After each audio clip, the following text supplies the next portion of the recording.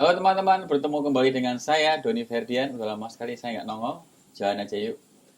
Malam ini kita mau ngapain?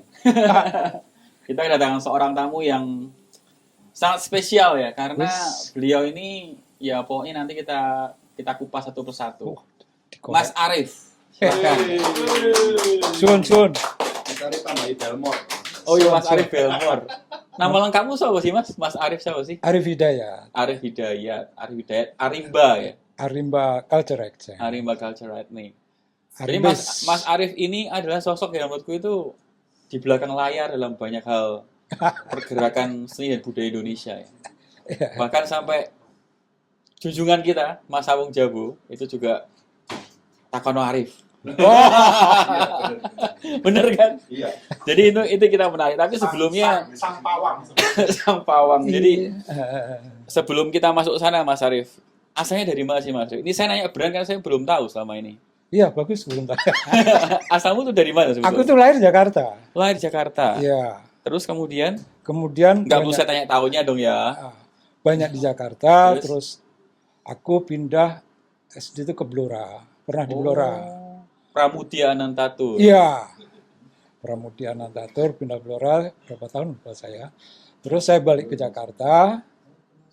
Dari Jakarta saya ke Banten, ke Pandeglang sekolah di sana. Oke. Terus balik lagi ke Jakarta. Oke. Jadi saya itu Jakarta, Blora, Banten, Jakarta, pernah di Surabaya, terus Oh. pernah di Semarang. Oke. Terus lama 8 berapa ya? Di Semarang. Enggak, maksud saya di Jakarta lagi. Iya, oke. Ya. Lama di Jakarta sampai 88. 88.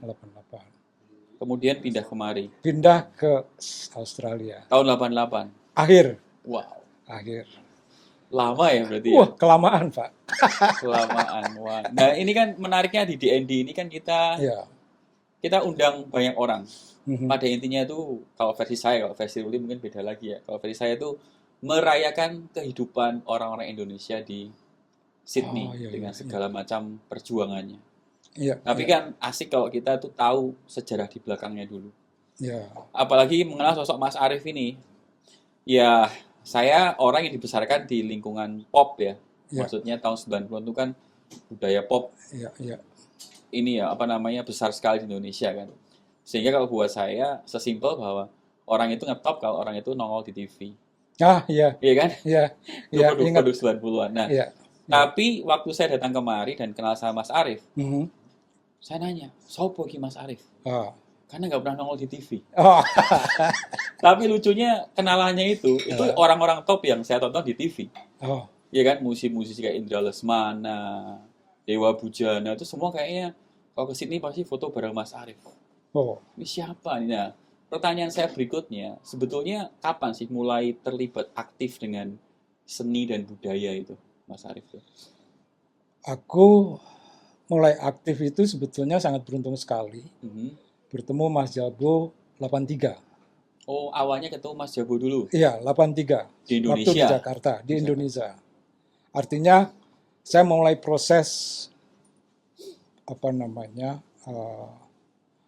sama Mas Jabu itu pada saat konser pertama Mas Jabu di Jakarta, di Oke. Geraha Bakti, Oke, oke. 83 itu. Iya, iya, iya. Dari situ Gimana saya, bisa ketemunya, bisa kenalnya? oh ceritanya panjang, tapi singkat cerita, Aha, waktu itu saya punya teman baik Oke. di Kalipasir ya, belakang tim. Di situ ada teman namanya Dov atau Yadi. Di sana banyak musisi maupun artis yang seniman tinggal di tempat mereka, Oke. seperti Bangun, terus siapa namanya Arum Widodo, terus Heri Seketi, dan yang lainnya.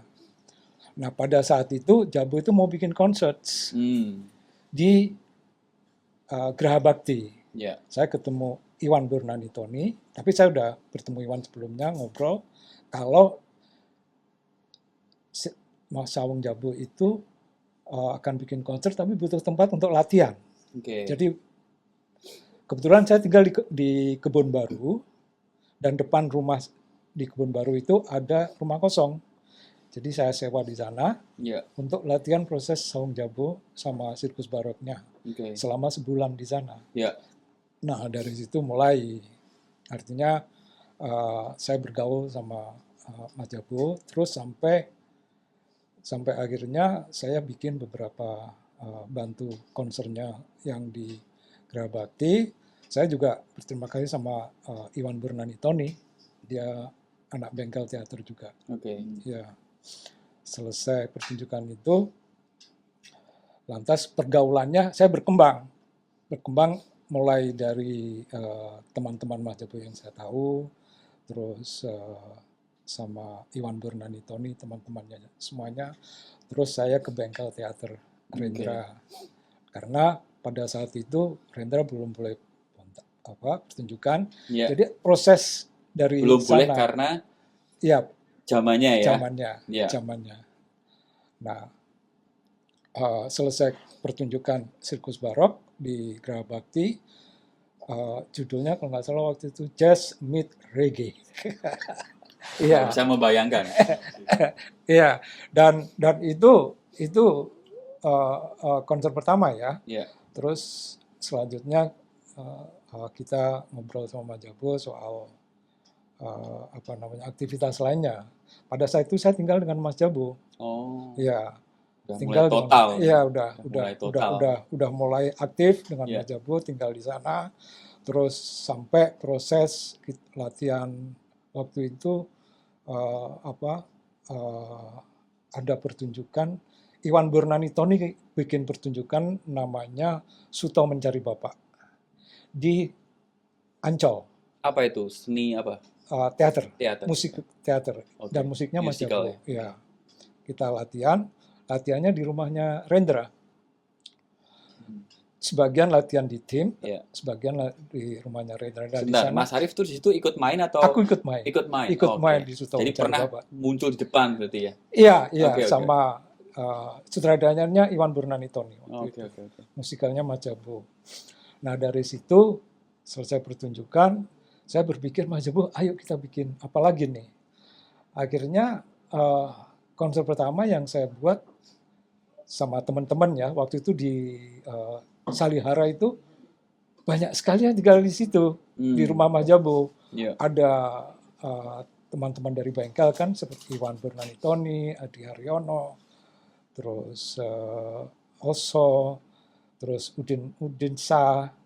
Nah di sana kita bikin pertunjukan yang pertama saya buat sama teman-teman itu di mana Purna Budaya. Ya. Oke.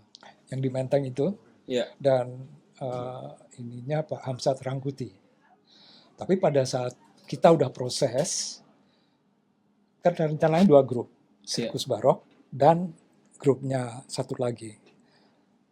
Tapi di situ kita ada merasa kehilangan karena salah satu grup itu pemainnya waktu ke Carita mereka pulang meninggal. Oh. Jadi sempat ketunda, akhirnya diganti grup lain. Nah itu suatu itu konser pertama yang kita buat. Gitu. Oke. Awal 80-an berarti itu ya? Enggak. 84. 84 awal lah. Apa? Ya, 84 lah. Okay. Iya, sekitar 84, 85. Okay. Terus saya pengen mengkonfirmasi nih, apa betul Mas Arief itu adalah sosok yang mempertemukan Mas Jabu dengan Iwan Fals? Oh iya. Oh iya, wah ini menarik nih. Nah, ini. Ya, tapi sebelum itu prosesnya itu ada lagi. Gimana itu? Gimana? Jadi waktu itu setelah saya bikin pertunjukan Mas Jabu di Taman Impian Jaya Ancol, yang pertama sama Farid Harja. Oh, Carmila. Ya, sama Farid Harja. Iya. Nah, tapi setelah Farid Harja waktu itu album Anak Setan itu belum rilis. Oke. Belum rilis. Jadi memang kita setahun itu coba ya. Nah, setelah sama Farid Harja sama Dul Sumbang. Oh, oke. Saya bikin sama teman-teman di Ancol, Taman Impian Jaya Ancol. Oke. Nah, mungkin Iwan sudah tahu. Waktu itu kan siapa yang tahu Mas Jabu kan? Iya. Ya, artinya kita harus promosi terus. Mainstreamnya, nggak di mainstream ya? Iya. Ya, kita harus buat konsep Iya. buat Mas Jabo terus. Yang terakhir kita bikin pertunjukannya itu bukan terakhir, artinya bikin pertunjukannya di Bulungan. Oke. Dan saya minta Anto untuk Baret ya, KPJ PJ. untuk terlibat. Akhirnya Iya. terlibat. Pada saat itu mungkin Iwan tahu, dengar ada konser Saum Jabo di KPJ. Datang. Ah, tapi saya nggak tahu datang atau enggak. Oke. Nah, Mungkin dia lihat di YouTube ya, belum ada waktu itu. oh kayaknya YouTube-nya terlambat. Oke, terus. Di sini santai Mas, mau minum, mau ntar pipis di-cut lagi gitu. Belum, jangan minum dulu. Oke. Nah,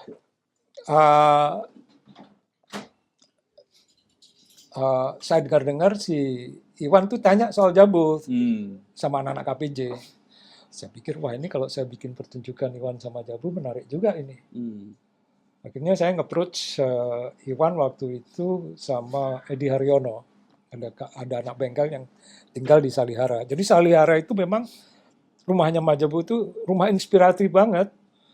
Jadi teman-teman kumpul di sana, bikin sesuatu di sana, bikin musik di sana. Jadi hampir ya tiap hari itu, tiap malam selalu ada teman-teman datang untuk anyway, jadi benar-benar hidup gitu ya. Iya, jadi suasana energinya itu bagus. Iya, waktu iya, itu ada Otek Pakis juga tinggal di sana, banyak sekali lah. Jadi membuat satu karya di situ juga teman-teman juga banyak juga. Iya. Saya nge-approach Iwan waktu itu tinggal di Condet. Dia bilang, Wan, ya negosiasinya bukan negosiasi, artinya ngomongnya agak lama juga. Artinya ya nggak sekali bisa datang, 2 kali, 3 kali, karena Iwan itu juga mempertanyakan Jabo, siapa sih Jabo? Oke. Wajar ya, Iya, wajar lah pada saat itu. Dulu, itu waktu itu Iwan sudah ada Umar Bakri ya berarti ya? Udah. Oh berarti sudah. Tapi Iwan tidak boleh pentas waktu itu. Kalau nggak salah dia nggak boleh pentas. Ya. Jadi dia antara iya dan tidak kan ragu kan. Terus saya ke-approach tim Taman Ismail Marzuki. Dan Taman Marzuki pasti senang sekali kan. Iya. Gimana ini caranya? Saya bilang, wah gimana ya? Akhirnya kita ada solusi dan Iwannya mau. Tapi waktu itu kita tidak pernah bicara soal money ya. Oke. Nggak sama sekali. Nggak sama sekali saya Iwan. Waktu itu. Oke, siap. Iya. Iya. Shush. Enggak. Gini, kita nggak mention itu, tapi kita ngomong soal kita kerjasama musik, pertunjukan. Dan akhirnya Iwan setuju, kalau nggak salah setujunya karena dia pengen main juga dengan Jabo. Setelah proses latihan, wah menarik juga nih Mas Jabo.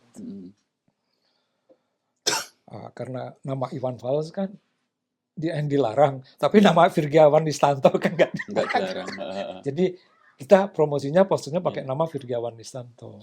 Ini sebelum lebih jauh nih buat teman-teman yang terutama kaum milenial ya yang mungkin belum tahu maksudnya dilarang itu apa. Jadi pada masa yang diceritakan Mas Arief itu adalah rezimnya Orde Baru. Di mana yang namanya represi terhadap screening ya tepatnya screening terhadap seni budaya itu ketat sekali gitu ya. Oh sangat. Tapi sebetulnya kalau kita mau soal represif, itu sebetulnya secara tidak langsung rezim waktu itu mengakui bahwa kerja budaya dan seni itu luar biasa untuk mengedukasi masyarakat sebetulnya. Sehingga di blok sana sini kan. Iya. Oke. Sebelum lanjut Mas, aku tuh penasaran dengan satu. Tadi kan Mas Arief menyatakan kenal dengan orang tim, kenal dengan Iwan, kenal dengan KPJ segala macam. Itu belum terjawab. Bagaimana Mas Arief bisa kenal semua orang itu? Ya itu proses semuanya itu dari teman ke teman ya. Artinya dari teman ke teman itu di Salihara itu yang saya bilang tadi, itu hampir setiap hari. Tapi kenapa Mas Arief sampai ke situ? Sampai kemana? Sampai ke Salihara. Jadi setelah tadi saya cerita soal konser, setelah konser kita sama-sama tinggal dengan Mas Jabo di Salihara. Jadi itu tempat tinggal. Sebelumnya nggak terlibat dalam seni budaya sebelumnya. Sebelumnya kurang. Tapi saya sering datang ke tim lihat pertunjukan. Jadi emang udah ada ketertarikan. Iya.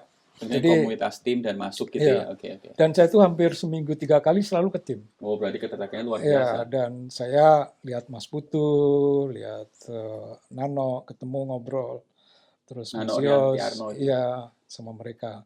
Dan saya sering ke sana. Oke. Dan setiap tahun itu kan tim bikin acara Iya, pasar seni itu kan. iya, Jadi saya suka ketemu teman-teman di tim. iya. Oke. Dan waktu saya tinggal, Mas Jabu pindah sama Mbak Susan dan keluarganya ke Salihara, aku tinggal dengan mereka di Salihara. Teman-teman juga tinggal di Salihara. Iya, iya, iya. Ada yang tadi saya sebutkan teman-teman itu. Jadi kita kumpul di sana Oke. sekian tahun. Iya, Ya, waktu kontrak di rumah itu Mas betul. Jabu. Jadi proses itu teman-teman tuh suka datang ke sana satu persatu yang Iya. saya nggak kenal akhirnya kenal. Akhirnya kenal. Dan sama Iwan tuh kita nggak kenal sama sekali, Oh, nggak kenal. Jadi Iwan juga nggak tahu siapa saya, siapa Jabu kan waktu itu siapa si Jabu, Iya, ya kan.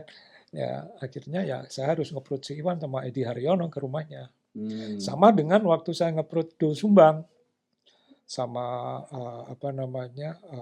Farid Arja kan dia nggak tahu juga Iya. siapa mereka, tapi saya bilang ya saya kasih contoh musiknya Mas Jabu dan mereka sangat tertarik dengan musik-musiknya Mas Jabu waktu itu. Saya hanya bawa kaset, Iya, iya.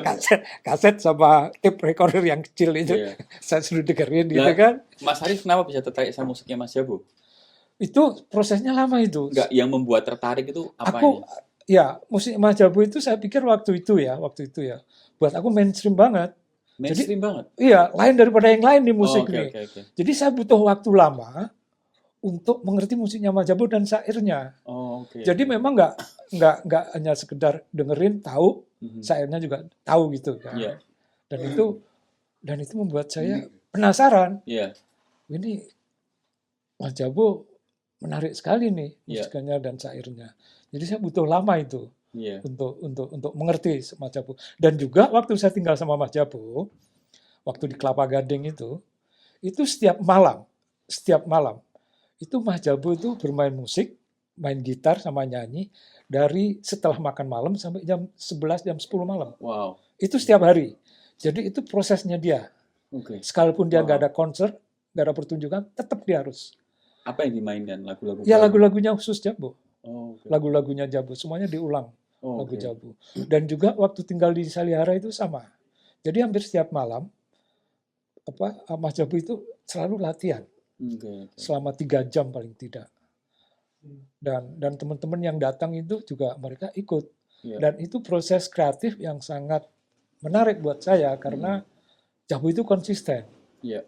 Konsisten dengan disiplinnya gitu loh. Iya. Dan saat itu juga saya melihat disiplinnya Mas Jabu itu sangat tinggi sekali. Umpamanya gini, saya waktu Mas Jabu jam 5 pagi bangun, jam 6 saya harus berangkat ke Depok sama dia naik motor. Ngapain? Latihan di bengkel Teater Rendra. Oke, wow. Sampai Depok jam 7 kita latihan. Dan pulang itu jam 10 malam. Waduh. Itu setiap hari itu. Itu Nggak proses mikir- latihan. nggak mikir cari duit. Hah? Nggak mikir cari duit. Ya waktu itu Iya, gimana ya? waktu Panembahan Reso itu kalau nggak salah kita dapat tunjangan setelah Oke. Ya, 11-12 istilah ya. dapat tunjangan. Jadi juga kita dapat tunjangan ya. Tunjangan dari bengkel Teater Rendra. Oh. Iya, jadi seminggu dikasih sekian. Loh, terus mereka dapat duit dari mana? Kan nggak mentas. Kan ada sponsor. Oh, oke. Ya. Sponsor. Panem Reso kan. Oke. Iya kan. Dan ya Panem Reso kan waktu itu. Iya. Ya, Sponsor yang masuk ya, Mas? iya ada sponsor. Hebat juga ini. Ya jadi seminggunya dapat sekian. Iya kan. Nah, berarti setelah itu Iwan Fals dan Sawung Jabu bertemu. Iya. Selebihnya adalah histori. Ya, sesudah itu perjalanan mereka berdua. Jadi suami. Jadi suami, Tata-Takwa. Tata. Itu Mas Arif udah nggak terlibat lagi. Aku udah berangkat ke Australia. Udah Jadi nggak aku terlibat. hanya pada saat konser di Taman Ismail Marzuki aja. Suami. Enggak. Oh, sebelumnya. Sebelumnya Sirkus Barok dan Iwan Fals. Nyanyikan apa mereka? Berdua. Lagu-lagu Jabu, lagunya Iwan. Oh, gitu. Itu ya. Aku lupa itu. Iya. Aku lupa itu. Tapi mereka terus Susan, terus Margaret main flute, terus Ria, terus Ote, terus apa lagi ya? Ya, sirkus barok lah Oke. pada saat itu. Selain Mas Jabo, saya mau agak geser dikit ya. Sosok yang menurut saya dengar-dengar nih Heeh, sangat berpengaruh sama Mas Arif itu kan W.S. Rendra. iya. Iya. Sepengaruh apa untuk memberikan kontribusi untuk menjadi seorang Arif Hidayat yang sekarang gitu. W.S. Rendra. Aku diajarin banyak sama Mas Rendra. Saya belajar banyak. Saya belajar banyak soal petarung. Petarung. Iya, Dalam arti yang sesungguhnya hidup itu. iya. Bagaimana itu? Artinya petarung itu apa namanya perjuangan apapun yang bisa kamu lakukan, lakukanlah sekalipun itu berat atau tidak. Wah, ini berat ini. Ya, dan itu kan karena proses latihan terus ya waktu sama Mas Billy. Itu artinya ya kita dilatih silat setiap pagi. Oh, saya lihat fotonya Mas Arif silat di rumah itu ya. Oke. Ya, itu kan latihannya memang betul-betul bengkel tuh latihannya seperti tentara. Oh, oke. Dari pagi sampai malam ya ada terus waktu proses untuk pertunjukan ya ini kita bicara fisiknya, kita latihan silat terus waktu timingnya itu gimana kita bisa mendisiplinkan diri kita untuk betul-betul kita komitmen apa yang akan kita kerjakan. Artinya pelatihan itu membuat saya yang di Bengkel Teater Rendra itu banyak sekali pelatihannya, membuat saya menjadi seorang, ya itu saya bilang tadi, petarung dalam banyak hal. Jadi saya berpikir kalau saya bisa lakukan, saya bisa lakukan. Tapi kalau saya tidak bisa, pasti ada jalan yang bisa saya lakukan dengan cara lain. Dan hubungan dengan Mas Rendra itu berlangsung sampai Mas Rendra meninggal ya? Ya, itu jalan terus sampai waktu itu saya datang ke Sydney, itu akhir 88 ya, kalau tidak salah ya. Enggak, ya jangan salah lah. Nanti kurang Kurang satu. jelas ini. Iya, bijinya kurang satu nanti kalau salah. Ya kan, 88. Waktu itu Mas Billy juga ngomong ke saya, Rif, saya tuh tahu kamu. Dia bilang, ya, kamu itu orangnya gerusuan. Gerusuan tau Mas? Nggak mau diem. Nggak mau diem, oke. Iya, nggak mau Gerak diem. terus ya? Iya, nggak mau diem. Jadi kalau bisa, kamu kadang-kadang harus diam. Jangan. Apa ini? Iya Mas. Iya Mas. Saya bilang. Hubungannya sama Sydney apa? Hubungannya sama Sydney, waktu sampai Sydney, saya bingung sampai Sydney. Karena tujuan saya waktu itu ke Sydney, itu kan reuni keluarga Margaret. Iya. Tapi saya kok sampai sini kok nikmat sekali, senang sekali. Artinya senang sekali itu pada saat itu summer kan, Desember saya datang. Wah, suasananya itu aku sama diriku itu kayaknya ini banget lebih seneng gitu loh. Iya. Wah, ini banyak yang bisa saya dapat ini, saya pikir di Sydney ini. Ya udah, saya mulai gerusuan lagi. Apa yang dibilang nggak mau dia mau Mas Willy itu. Ya, saya bisa nonton. Waktu itu kan banyak musik-musik yang bagus-bagus kan. Yeah. Kalau summer itu kan. Terus ada Sydney Festival bulan Januari. Saya senang sekali. Jadi hidup saya. Terus, tapi saya waktu itu pengen berteater. Nah, berteater ini susah di Australia buat saya. Di Sydney maksud saya waktu itu. Saya ada beberapa teman yang mereka sendiri juga, ya ada beberapa teman dari Asia lah ya. Mereka juga merasa ada kesulitan. Ya udah, saya harus berbuat sesuatu. Ini caranya gimana supaya saya bertemu dengan orang-orang teater. Iya. Saya ada ide, saya harus ngundang Mas Willy nih, harus ngundang Rendra ke Australia. Padahal itu orang-orang bukan cuma orang Indonesia ya? Orang-orang dari multirasial. Iya. Nggak cuma orang Indonesia. Iya, saya bilang, wah saya harus mengundang Rendra ini ke Australia. Akhirnya, sebelum mengundang Rendra, saya riset dulu fundingnya dari mana, uang dari mana, terus apa yang harus saya lakukan. Akhirnya yaitu membuat Arimba Culture Action itu. Oh, jadi Arimba itu awalnya karena ngundang Mas Willy. Ya. Tahun 92. Oke, tahun 92. Nah, tapi sebelum itu saya harus cari. Jadi saya Arimba Culture Action itu aimnya adalah apa namanya, memfasilitasi Indonesia untuk Australia Iya. untuk kebudayaan, entah Oke. itu teater, entah itu musik, Iya. ya. Tapi karena saya uh, apa namanya, belajar dari teater, akhirnya dan belajar musik dari mengorganize Iya. manajemennya Sawang Jabo, jadi ada dua itu aim saya. Iya. Pertama yang saya lakukan adalah mengundang Rendra ke Oke. Australia. 892 itu. Judulnya Time of Emergency. Pada saat itu, Judulnya kok serem, Mas? ya, karena Indonesia sama Ada apa itu?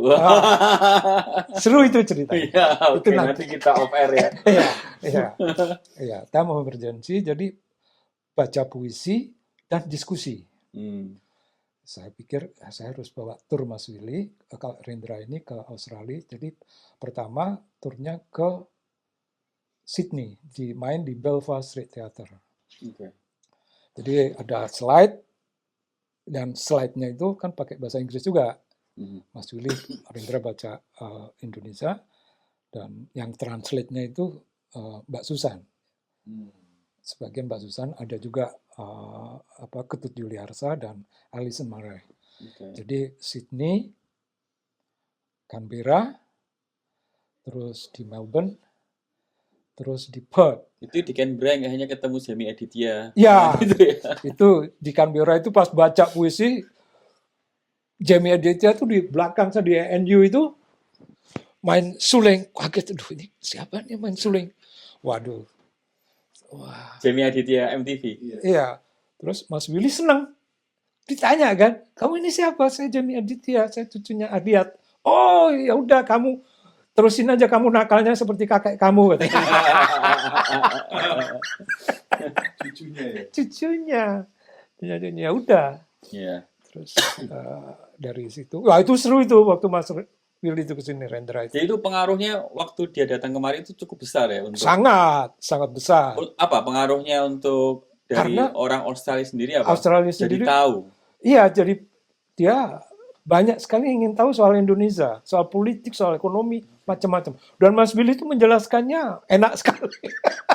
Karena dia nggak ngerti kan, Iya, bahasa iya, kan. iya. Dan puisi-puisinya yang dibawakan kan, Itu setelah Kantata Takwa berarti ya? 91. Iya, iya. Pas Kantata. Iya, pas. Oke, oke. 92. Ya, Iya. Kantata kan 90. Iya, 90. 90. Oke.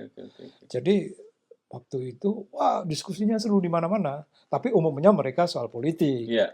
Menanyakan ke Rendra. Ini yang jadi alasan kenapa waktu itu represif ya? Ya, Karena ya seperti itu kan? tapi saya pengen balance waktu itu. Kalau saya bawa Rendra, saya harus bawa grup dari Australia ke Indonesia. Siapa yang dibawa? Untuk accent-nya ya, Accent-nya. akhirnya saya, Ron Reeves. enggak, grup teater. Oh, grup teater. Grup teater. Jadi waktu itu saya harus kerjasama, waktu Mas Rendra ke sini, saya mau ngajak kerjasama grup teater. Oke. Waktu itu grup teaternya On Track Theater di Sydney. Oke. Terus pada saat itu juga saya harus ngajak artinya saya ngajak organisasi untuk gimana bisa kerjasamanya supaya orang juga tahu siapa Rendra. Betul. Jadi saya kerjasama dengan Sydney Writers Center kalau nggak salah, Oke. yang di Balmain. Oke. Terus saya bikin press conference di Bali Bagus waktu itu. Bali Bagus, yang datang itu kebetulan Margaret Whitlam. Dia patronnya Siapa dari istrinya God Whitlam. Oke. Prime Minister, ya. Dia patronnya, dan dia ikut di press conference. Jadi pada saat itu memang ramai sekali. Akhirnya semua orang tahu siapa Rendra karena Sydney Morning Herald muat. Terus, Oh ya, sampai exposure sampai sebesar itu. Sydney Wow. Morning, kita ngundang banyak, dari Telegraph datang. Wow. Terus banyak sekali. Iya. Karena kebetulan ada beberapa orang di situ yang memang punya nama di Australia yang ikut press conference. Iya. Kan, Ada ancaman-ancaman nggak Mas waktu itu? Nggak ada. Nggak ada. Nggak ada. Karena kan saya bisa membayangkan seperti apa panasnya di Nggak ada. Indonesia ya. Ya. Tapi sebentar, itu kan 92. Iya. Berarti hanya 4 tahun setelah saya Mas Arief pindah. Iya. Tapi udah bisa menggerakkan begitu banyak. Saya bayangkan tadi waktu Mas Arief cerita itu, saya membayangkan moving parts-nya ya. Di bawahnya pekerjaan semua itu. Gimana itu bisa kenal sana kenal sini, geraknya ya itu ya mungkin Rendra bilang gerak Saking terus itu ya. dasarnya orang itu. Iya, gerak terus itu. Umik. Iya lah, Uniknya orang itu. luar biasa loh. Iya. 4 tahun, Biasa. Iya. 4 tahun saya ngomong sama orang aja masih takut saya ngomong bahasa Ya. Inggris. Serius. Tapi saya memang waktu itu aktif juga sama grup Filipino teater, Iya. apa, Loh iya, street tapi theater. regardless maksudku Ah, keberanian untuk ya, berkomunitas dengan Iya. orang baru itu ya saya, luar biasa. Konektor, seorang konektor berarti ya.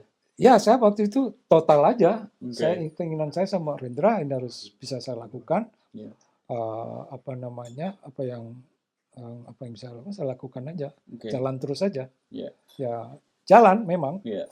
sampai ketemu on track teater, akhirnya saya bawa ke Indonesia Iya. untuk main di tim Grabakti, terus main di tempatnya Rendra, pertunjukan di sana, terus main di mana lagi ya, di Padang Panjang, di Padang, Dan itu aman semua tuh. aman semuanya. Waktu itu kan zaman represif juga kan, Iya, zamannya Orde tapi Baru aman kan. semua. Aman semua. Oke. Terus itu 93 saya bawa. Iya. Terus 94-nya saya tiba-tiba bukan tiba-tiba, artinya ada setiap tahun itu Australia mereka waktu itu ya bikin namanya Australia Today Indonesia. Oh, wow. Artinya mereka promosi mulai dari kesenian, itu Dua arah. semuanya. Iya, Indonesia ke Australia, Australia ke Indonesia gitu. enggak, Australia ke Indonesia. Oh, oke. Itu besar sekali itu selama 1 bulan lebih untuk promosi Australia, mulai dari trade, kebudayaannya itu musik, teater, balai, Ada juga terus gitu ternyata ya. teater, Wow. Naida itu kostum Naida itu dibawa ke sana semuanya. Oke. Terus waktu itu saya diminta sama John Moulton sama Export Oz namanya yang organize semua untuk jadi asisten mereka, production mereka. Jadi saya harus memfasilitasi untuk yang di Indonesia. Iya. Tapi itu memang kerja berat, artinya, dan saya harus mengajak teman-teman, karena itu yang harus kita buat pertunjukan waktu itu tuh nggak hanya satu gedung di tim aja. Jadi tim itu Geraha Bakti, tertutup, terbuka, itu disewa. Terus gedung kesenian juga. Terus di kafe yang di Jakarta itu apa ya waktu itu ya? Kafe Jakarta atau apa? Yang di stasiun kota itu kan Batavia. Ngeri, Pak. Terus Batavia Cafe. oh ya itu ceritanya banyak itu. terus itu di Pokoknya kalau udah oh iya itu berarti emang banyak banget berarti. Terus di Pondok Indah juga. Jadi waktu itu Jadi ada anak Jaksel. Iya. Anak Jaksel. Jadi ada 6 sampai 7 venue itu yang waktu itu kita harus buat pertunjukan hari yang sama ya. Waktu yang ada yang sama, ada yang enggak kan. Tapi itu kan performanya itu ada kurang lebih itu kalau enggak 100 itu dari Australia. Misinya apa, Mas? Misinya pemerintah Promosi Australia. Promosi. Benar-benar tulus promosi. Iya, promosi. Wow. Itu biaya dari mereka semuanya. Oke. Oleh Australia semuanya. Dan saya gimana? Saya harus dealing sama Taman Ismail Marzuki, ya kan? Terus saya harus ngomong sama dengan gedung kesenian. Yeah. Terus sama Pondok Indah Mall. Yeah. Terus Jakarta Fair. Yeah. Terus Batavia. Ya waktu itu musiknya itu jazznya itu Tempat Invention Jazz. Terus Western Australian Ballet. Terus Colorstone Aborigin. Terus wah banyak sekali. Banyak sekali. Belum street performance. Terus itu 94. Terus waktu reformasi. Iya. Saya tertarik, karena ngomong soal represif dan kedekatan dengan Rendra gitu ya. Waktu zaman reformasi itu gimana? Di sini. Oh, di sini. Jadi nggak tahu tetap bergerak terus atau ya menyambut event yang terjadi itu kan luar biasa ya. Iya. Gimana Mas menyikapinya? Mengadakan sesuatu kah atau? Aku waktu itu nggak banyak terlibat ya. Nggak banyak terlibat. Jadi nggak memanfaatkan itu untuk bikin apa performance apa di sini? Karena nggak. Ya nggak banyak, cuman sama teman-teman Filipino aja. Oh. Ada grup namanya Balai. Iya. Jadi itu teman-teman Filipino. Ya kita street performance lah. nggak sampai besar. Terkait dengan peristiwa itu. Iya, Oh, nggak oke. besar. Jadi makanya saya nggak sebutkan karena memang tidak besar. Ya. Ya, Nah, tadi kan soal Rendra, jelas ya nilai yang didapat sama Mas Arief kan tentang menjadi petarung. iya, Kedekatan Mas Arief dengan Mas Jabo, apa iya. yang bisa dipelajari dari Mas Jabo? Mas Jabu itu aku bilang dia tuh motivator ya, Ya, motivator sekali. Artinya dia bisa menggerakkan lingkungannya dia. ya, Entah itu anak muda, entah anak tua. Kita selalu mendapatkan sesuatu dari dia, kan? betul. Motivator kan. Ya, Terus dia juga inspirator. ya, Ya. Apapun yang dia buat, musiknya, syairnya, itu selalu behind kita kan. ya, Wah ini inspirator banget nih Mas Jabo ini. ya, Dan konseptor. Dia kan juga konseptor juga. ya, Jadi aku bilang, wah ini kayak apa ya, mic ya. ya, Mic itu kan macam-macam berarti kan. Ada mic yang bagus kayak apa, Behrer atau apa kan. Iya kan. Dia kan konseptor juga kan. Dan dia sebagai musisi, hmm, iya kan, penyanyi, hmm, juga dia sebagai sutradara, dan dia juga semuanya dia lakukan. ya, Aku melihatnya Mas Jabo ini kita beruntung lah.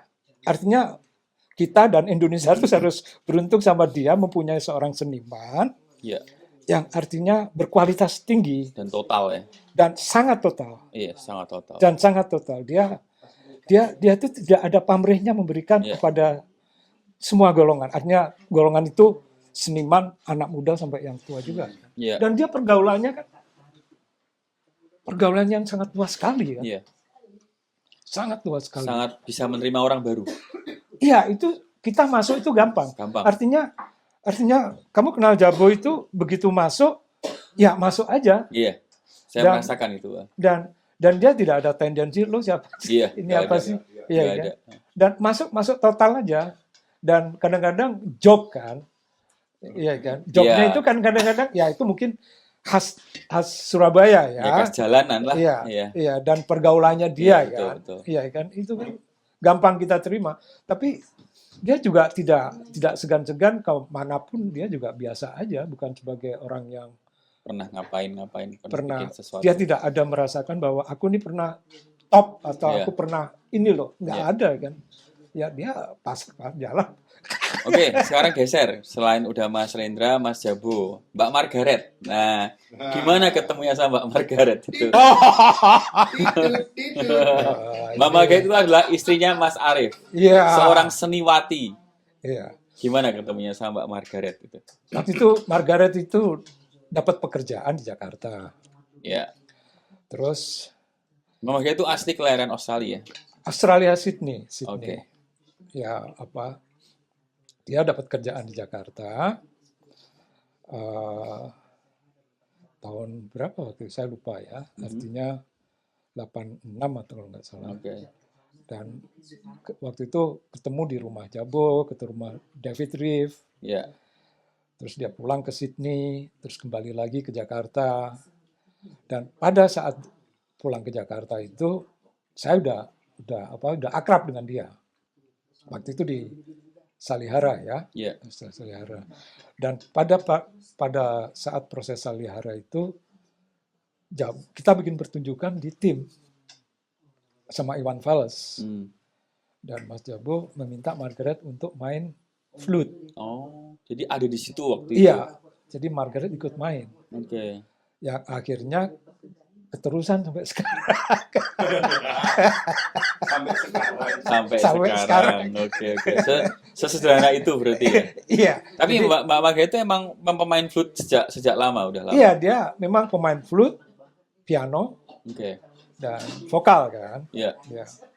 Ya, jadi setelah proses pertunjukan di tim itu, ya hubungan kita tambah baik, tambah Ya. akrab sampai sekarang gitu. Sampai sekarang. Sampai sekarang. Akhirnya menikah Iya. dan tinggal di sini. Iya, tinggal di sini. Oke. Nah, sekarang ini Mas, di sesi yang berikutnya, saya tuh pengen mengaktualisasikan dengan keadaan kehidupan seni dan budaya Indonesia di Australia saat ini. ya saat ini dalam runtutan waktu kayak 10 tahun terakhir dibandingkan dengan waktu awal-awal Mas Arif kemari, Ya, itu gimana komunitasnya itu?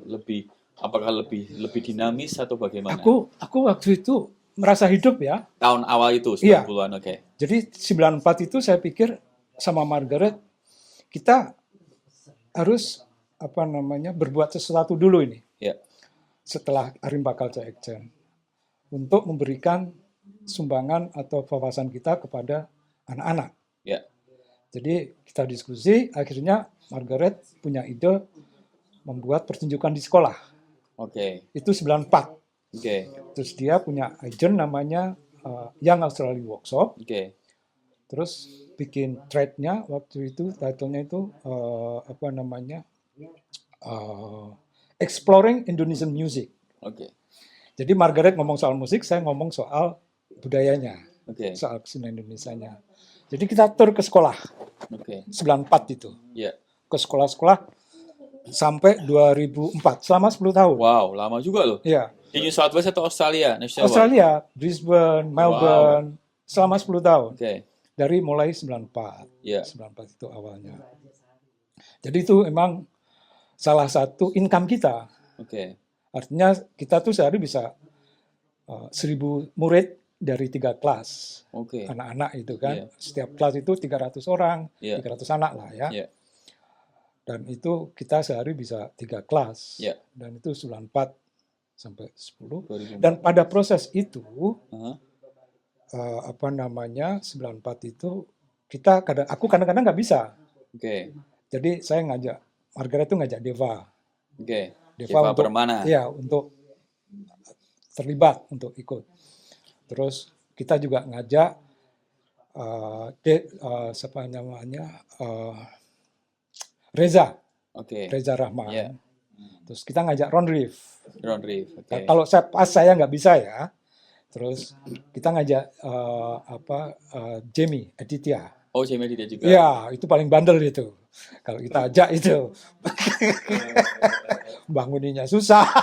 Itu setelah MTV berarti ya? Sebelum. Oh. Itu tahun 94, 95. Oke, setelah MTV dia. Iya, iya. Dan waktu itu musisi Indonesia banyak di sini pada Banyak? saat itu. Banyak. Tapi waktu itu kita ngobrol sama Margaret, ada omongan lah. Pada suatu saat kita nggak bisa ini Margaret. Kalau begini. Kenapa? Maksudnya nggak bisa? Karena umur ya. Iya. Kita itu di mobil itu, kita itu penuh dengan alat-alat instrumen. Iya, oke. Artinya ada saron, ada kira-kira itu ada kurang lebihnya itu ada 50 sampai 60 instrumen. Wow. Alat-alat. Jadi Mobilnya apa itu, Mas? Anyway. wagon. Oke. Jadi gimana caranya praktis? Iya. Kita tur itu, Iya. pakai mobil itu. Jadi akhir dari pertunjukan itu. Jadi ya Margaret main musik, Iya. aku ngomong soal budaya, terus akhir dari pertunjukan itu kita ngundang kira-kira ada 20-30 anak-anak untuk bermain bareng. Ada Oke. angklung, ada perkusi-perkusi lah itu. Terus waktu itu banyak musisi di sini hidup. Ada Deva, ada Reza, ada Kamal, ada Balawan, banyak lah ya. Efik semuanya. Efik belum ada. Belum ada. Ya. Terus pada saat itu aku beruntungnya kenal sama orang Indonesia yang punya restoran Indonesia Raya Oh, di Oxford Street. oke. Jadi disitulah. Oh iya, cerita. Ya, Latihan disitu, ya? iya, di situ ada 3 lantai. Iya. Lantai bawah buat restoran, lantai kedua juga buat restoran, tapi lebih ke bar. Artinya kosong lah, jarang di situ. Lantai ketiganya kosong, di mana teman-teman pada tidur. Ada kadang-kadang, ya anak kos-kosan gimana sih? Iya. Deva, Reza itu kan masih zaman kos-kosan yang Iya. suka ke situ datang latihan di situ. Oke. Itu 95 lah kalau tidak salah. Dibandingkan dengan yang masa sekarang gimana kehidupan seniman dan budayawan Indonesia di sini? Tapi memang waktu itu saya bicara waktu itu Iya, ya. betul. Waktu itu memang teman-teman masih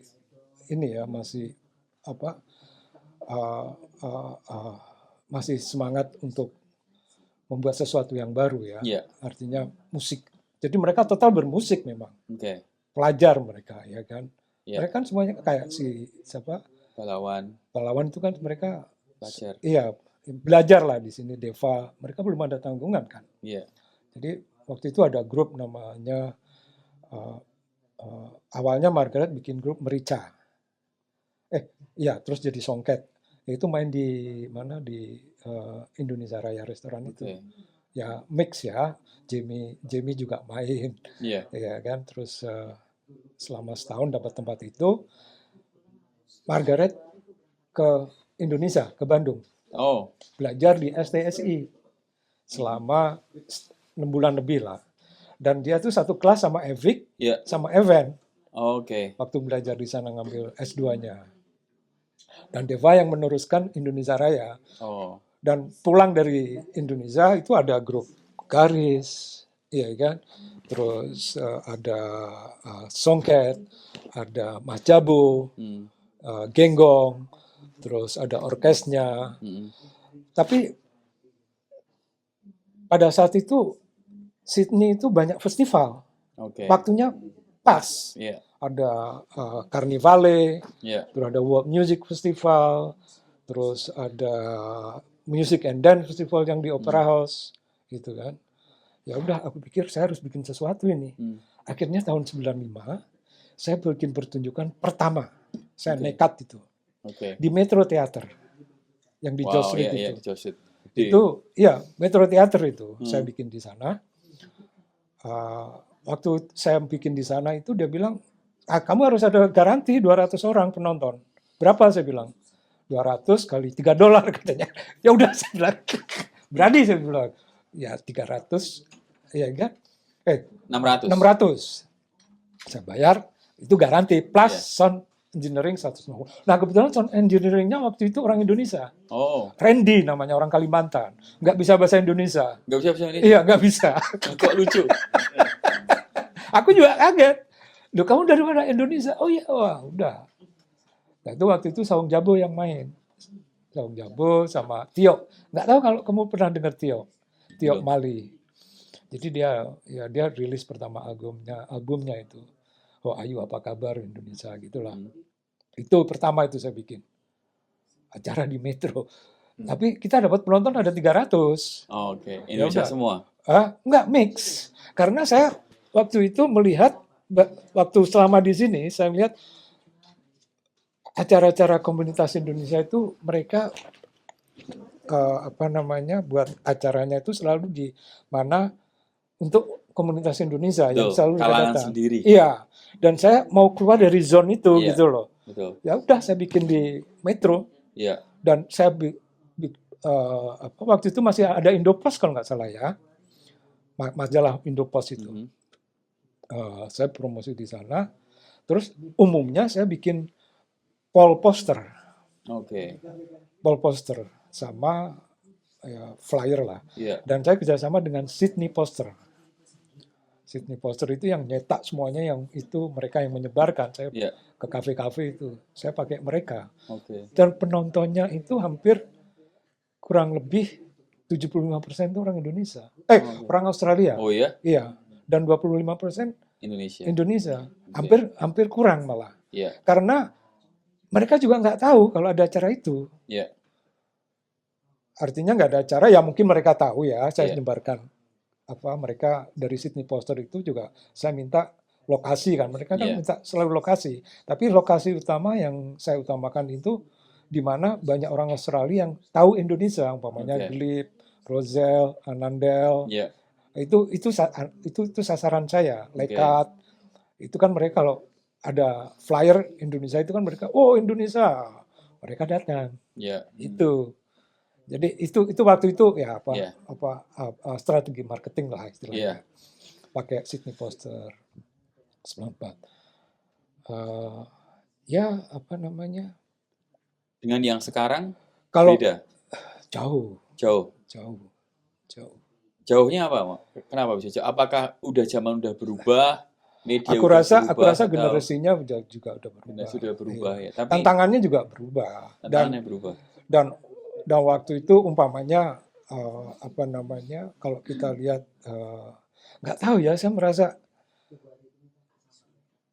apakah musisi Indonesia ini merasa comfort zone, mereka harus main dengan, maksud saya itu bisa nggak teman-teman ini keluar dari kebiasaan mereka bermain dengan musisi Australia, blends. Ya, ini menarik karena waktu saya interview Kani Raja Gugup, Ah, salah satu yang buat saya itu insight ya. ya, Dia bilang kayaknya cuma ada satu musisi Indonesia ya, di sini yang full timer jadi musisi musisi. Indonesia, yaitu Deva.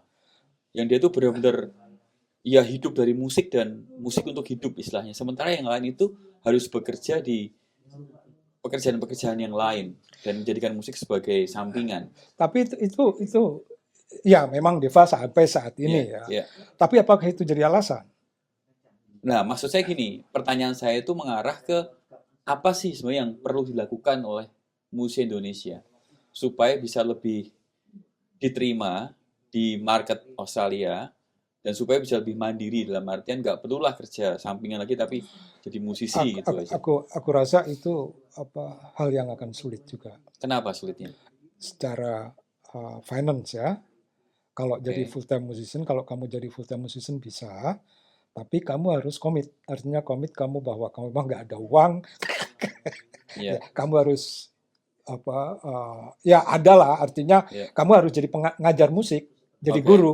Dan untuk jadi guru itu kan kamu di sini kan tidak mudah. Sertifikat ya, Iya sertifikat kan? harus Artinya sekolah. artinya kamu harus sekolah, Iya, kamu harus dan tidak mudah, tidak iya. mudah. Tommy itu juga full time musician loh. Oke. Tommy Baluk ya, Iya, itu juga full time pernah musician. kita undang juga. Ya. Mm. Dan Tommy itu kan juga, saya tahu Tommy dari Harborside Brasserie. Jadi waktu itu saya bikin acara di Harborside Brasserie, pertama itu Krakatau, 97. Hmm. 97 di Harborside Brasserie. Jadi waktu di Harborside Brasserie itu prosesnya sama dengan Iya. apa namanya dengan Metro. Harborside Brasserie itu belum percaya kalau akan mendapatkan penonton Mesti ada 150. standar. Iya. Hmm. Saya bilang, oke, berapa saya harus bayar? Iya. Dia bilang, ya udah, saya kasih standar 150 orang, tapi yang datang hampir 300 orang. Iya, oke. Terus saya bikin acara yang kedua, Saung Jabo di sana. Sebelumnya saya bikin, Saung Jabo dulu di Harborside Brasserie. Terus Right. baru Krakatau. Jadi Saung Jabo waktu itu diminta garansi. Iya, Ya udah, Krakatau nggak bayar malah. iya. Karena dia udah percaya. Terus saya bikin beberapa kali acara di Harborside Brasserie, itu jadi tempat kita waktu itu. Oke. Jadi tempat itu, ya seperti itu. Jadi teman-teman musisi waktu itu, dia datang ke Indonesia ya, datang ke sana, mereka melihat bahwa ini ada tempat teman-teman untuk bermain musik, Iya, kumpul, artinya blend ya, fusion gitu. iya. Waktu itu kan juga ada Margaret, dia fusion, ada Deva juga Hmm. fusion juga kan. Ya. Jadi waktu Krakatau itu memang efeknya besar, sangat besar sekali, pengaruhnya Oke. sangat besar. Artinya musiknya Krakatau itu diterima banget sama Iya, orang Australia. Waktu iya. di Manly Jazz Festival itu, setelah selesai pertunjukan, itu 150 CD langsung terjual Wow. pada saat itu. Hari keduanya kita bingung ini, gimana udah nggak ada CD, mau jual lagi. Akhirnya Mas Fuad dari Farabi bawa 100 CD. Di kopi satu. Oh, Enggak, 100 CD ke airport. oh ya. Titip. Sama orang yang nggak kenal. Kebetulan ketemu student yang studentnya itu fans beratnya Dwiki Krakatau. Wow. Dititipin mau. Jangan-jangan teman kita itu. Teman kita yang tadi kita bicarakan itu. Dititipin CD mau. Wah, dia tuh senang sekali. Hmm. Senang sekali ketemu Dwiki, ya kan, sempat nonton, foto ini itu. Mas, yang saya amati Ah, dalam interview kita beberapa menit ini, ketika Mas Arief cerita tentang tahun-tahun akhir 80-an sampai 90-an, ah. itu ada nyala api di situ, Mas. Yeah, that's right. Nyala itu masih ada nggak sekarang? Oh, ada. Nah, ini apa? Tapi beda. Beda, gimana Beda. bedanya? Jadi saya bedanya, saya pengen terus ya sebetulnya ya, pengen membuat sesuatu, Kegelisahan ya, ya, menjaga kegelisahan apa? sesuatu. Akhirnya saya buat di rumah aja dulu.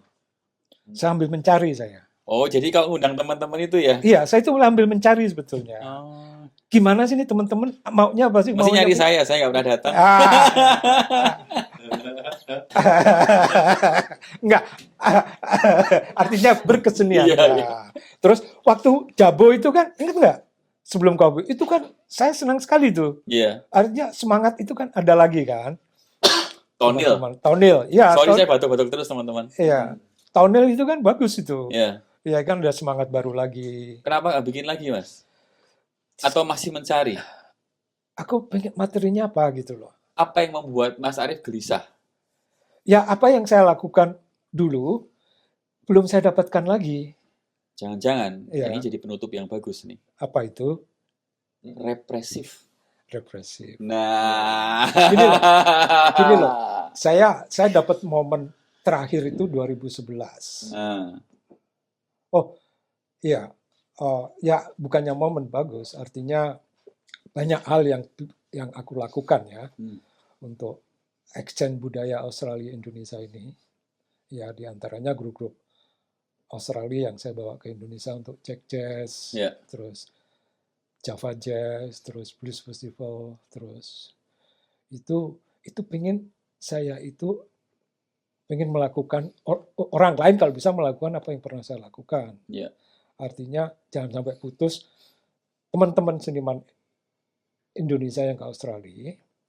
Yeah. Ya, mereka kalau bisa juga ada balance-nya membawa grup-grup Australia ke Indonesia. Betul. Itu. Atau kalau bisa ya bikin fusion bareng, dan itu sebetulnya ada keinginan saya ingin melakukan itu lagi. Tapi entar, maksudnya untuk framing DND kan Indonesia di Sydney ya. Iya. Kalau waktu tahun 92 Iya. Mas Arief mengundang W.S. Rendra itu Iya. kan temanya jelas itu kan. Iya. Time of emergency. Nah, apa yang bisa membuat acara seperti itu terulang lagi, yang bisa kita ulang lagi? Iya, momen, motif. Kita belum ngomongin orang kan, biasa kita udah meninggal, tapi momentumnya itu apa yang bisa untuk ulang lagi? Aku rasa untuk orang Indonesia di Sydney, Iya, orang Indonesia di Sydney, yang bisa membuat kita bergerak lagi gitu. gini, sebetulnya apa yang aku lakukan, apa yang Andy lakukan, itu adalah step ya, Iya. step yang bagus. Kalau kita akan berbuat lebih banyak tempat-tempat, artinya pocket-pocket budaya, terutama musik ya, karena kita musik kan banyak di sini musisi ya. Umpamanya dulu David pernah bikin acara di rumah adiknya, ya kan. Sekalipun itu teman-teman sendiri kan bisa ngundang yang lain. Terus di rumahku juga. Dan pocket-pocket itu kalau semakin banyak, semakin bagus. Artinya itu menghidupkan teman-teman musisi. Karena teman-teman musisi itu kadang-kadang mereka bisa, kan banyak nih teman kita musisi, tapi apakah mereka mau main di pub atau ya apa yang dilakukan Deva itu juga udah bagus kan, jalan kan, mengajak teman-teman musisi. Yeah. Nah di samping itu juga harus ada garden party atau garden musik yang mereka bisa ngejam bebas, dan mereka tidak merasa kalau di rumah, kalau tempatnya David atau tempatnya Anik, mereka kan bebas mengekspresikan. Dan kita tahu di situ. Tapi itu kan musik dalam kaitannya sama musik sendiri. Tapi yang mau saya bayangkan itu musik dan budaya yang lain sebagai bahasa untuk menyampaikan pesan bahwa ada sesuatu yang tidak baik-baik saja gitu. Yang kemudian bisa membuat orang itu, walaupun mungkin nggak paham musik, tapi dia mau datang ke tempat itu untuk merayakan apa yang harus dirayakan atau memprotes apa yang perlu diprotes. Ya, pesan saya udah jelas nih. Harusnya disambut dengan jelas juga. Jangan muter-muter di situ. Enggak. Itu ya bikin musikal teater aja. Contohnya dulu kan kita pernah bikin Tonil kan. Iya, Tonil itu kan kita gelisah melihat ada 2019. Iya. Apa sekarang Mas Arief kurang gelisah? Ya kita bikin musikal teater dengan kemampuan teman-teman, dan kita butuh orang yang script writers-nya, terus kita musical director-nya, dan ya seperti Tonil yang kita bikin, tapi lebih luas. Betul. Ya, artinya lebih luas itu ya ada teaternya. Iya. Kan gini, Mas Jabo itu punya pengalaman bagus Oke. dan sangat sangat pertunjukannya itu semuanya theatrical. Iya. Sirkus Baroque itu kan kalau kita lihat theatrical banget itu. Iya kan? Dan Jabo itu saya rasa kalau kita ajak berbuat sesuatu seperti seperti pertunjukan Tony lagi pasti mau. Nah sekarang teman-teman Tenang. Nah, untuk itu kita kan harus menyemangati teman-teman dulu ini. tenang. 5 tahun ke depan Eh, itu semangatnya pasti akan lebih besar. ah, Oke, sekian dulu teman-teman. Sampai ketemu lagi di lain kesempatan. Gimana? thank you. Iya, Mas Arif.